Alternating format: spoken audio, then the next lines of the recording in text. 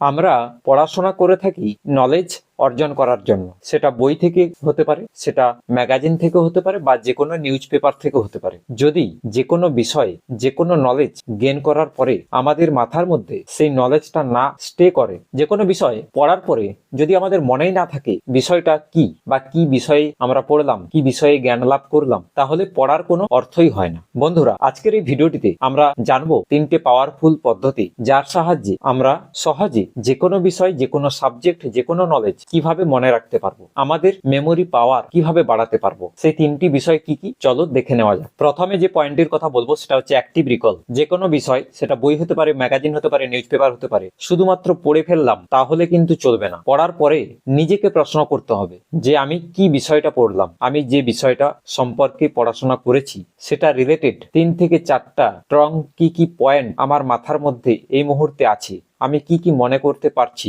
বা কি কি 3টে ইম্পর্টেন্ট গুরুত্বপূর্ণ পয়েন্ট, সেগুলো একটু নিজের মনের মধ্যে চিন্তা করো। তাহলে দেখবে তোমার অ্যাক্টিভ রিকল পাওয়ার বাড়বে। তোমার সঙ্গে সঙ্গে মনে হবে যে আমি তো এই 5 মিনিট আগে, 10 মিনিট আগে এই বিষয়টাই পড়লাম। অ্যাক্টিভ রিকল পদ্ধতির সাহায্যে আমরা জোর করে যে কোনো বিষয় মস্তিষ্কে ধরে রাখতে পারি। 2 নম্বর যে পয়েন্টের কথা বলবো সেটা হচ্ছে স্পেস রিপিটেশন। আমরা বারবার একটা জিনিস শিখবো, কিন্তু কিছুটা গ্যাপ থাকবে, স্পেস থাকবে।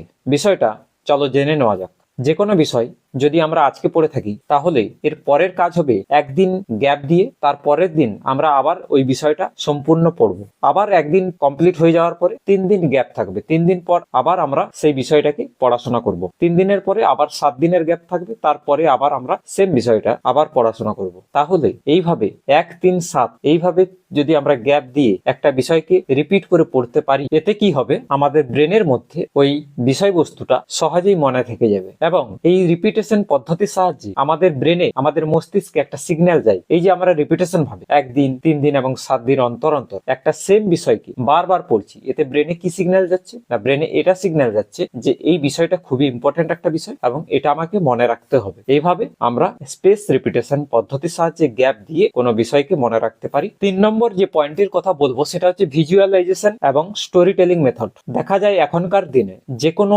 বিষয়কে যদি আমরা বইয়ের পাতায় যেভাবে আমরা পড়ি সেভাবে না পড়ে আমরা যদি ইউটিউব ভিডিও থেকে ভিডিও ফরম্যাটে সেম বিষয়টা বোঝার চেষ্টা করি, সেম বিষয়টা জানার চেষ্টা করি, তাহলে আমরা কিন্তু ওই বিষয়টা অনেক বেশি দিন ধরে মনে রাখতে পারি। একবার তোমরা এটাকে ভেরিফাই করে দেখতে পারো। আমরা আজকে যে বিষয়টা একটা ইতিহাসের পাতায় যদি আমরা কোনো গল্প পড়ে থাকি, কোনো স্টোরি পড়ে থাকি, সেম বিষয়, সেম সাবজেক্ট যদি আমরা অডিও ফরম্যাটে, যদি আমরা ভিডিও ফরম্যাটে দেখি, তাতে কি হয়, আমাদের মেমোরিতে ওই স্টোরিটা থেকে যায়। ওই যে ভিজুয়ালাইজেশন পাওয়ার, সেটা কিন্তু আমাদেরকে মনে রাখতে সাহায্য করে যে কোনো টপিক। এই ছিল 3টা পদ্ধতি যেগুলো ব্যবহার করে তুমি সহজে তোমার মেমোরি পাওয়ার ইনক্রিজ করতে পারো। মস্তিষ্কের পাওয়ার বা যে কোনো বিষয় মনে রাখার এই 3টি সহজ পদ্ধতি অবলম্বন করে অবশ্যই দেখতে পারো। আশা করছি ভিডিওটি ভালো লাগলো। চ্যানেলে প্রথম এলে চ্যানেলটিকে সাবস্ক্রাইব করতে ভুলো না এবং পাশে থাকা বেল আইকনটিতে প্রেস করে দাও, যাতে আমার পরবর্তী ভিডিওর নোটিফিকেশন তোমার মিস না হয়। আমি এই ধরনের কেরিয়ার রিলেটেড, এডুকেশনের রিলেটেড, স্টাডি রিলেটেড ভিডিও বানাতে থাকি। আজকের মতো এখানে ভিডিওটি শেষ করলাম। দেখা হচ্ছে নেক্সট কোনো ভিডিওতে।